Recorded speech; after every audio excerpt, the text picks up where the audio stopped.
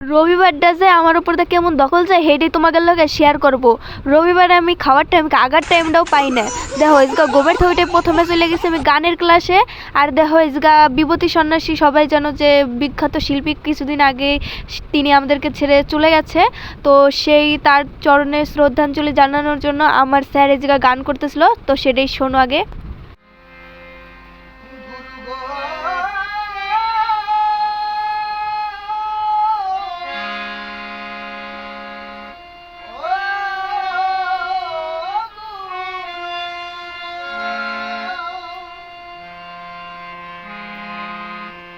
উত্তরবঙ্গের গৌরব তুমি,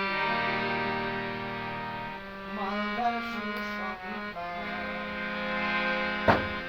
উত্তরবঙ্গের গৌরব তুমি, মালদার সুসন্তান। নরমি দরদি বাউ, নরমি দরদি বাউ, মধুর তোমার গান। উত্তরবঙ্গের গৌরব তুমি, মালদার সুসন্তান। উত্তরবঙ্গের গৌরব তুমি, মালদার সুসন্তান।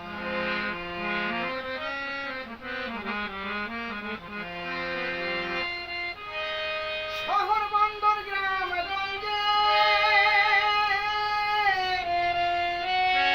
যত বাংলাবাসী, তোমার গানে শুনে সবার মন হয় উদাসী।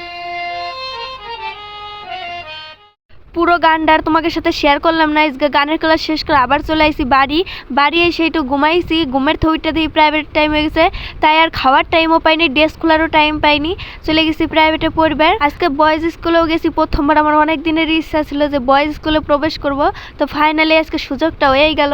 কারণ এই বয়েজ স্কুলে যে আর্ট ক্লাস করতেছিল বান্ধবীর ভাই আর বান্ধবীর একটা পিসি, তার জন্য তাগেরই আনার জন্য আমরা এই স্কুলে গেছিলাম। আর এই স্কুল থেকে যদি কেউ আমার ভিডিও দেখে তাহলে একটা কমেন্ট করে যাও, কমেন্টটা কিন্তু একটু ভালো করার চেষ্টাই করো। আবার সবাই মিলে আবার চলে গেছিলাম প্রাইভেটে পড়বার। তারা পড়ে উঠে বাড়ি চলে আসি। আর বাড়ি এসে দেখি কি যে আমার মা আমার জন্য একটা জামা কিনে নিয়েছে গরমে পড়ার জন্য। আর আমি আমার বাবা মার একমাত্রই মেয়ে, যে না চাইতেই সব জিনিস পেয়ে যায়। বাড়ি এসে এরকম মাঝে মাঝে সারপ্রাইজ আমি পাইতেই থাই। তো ভিডিওটা কেমন লাগলো অবশ্যই জানাও।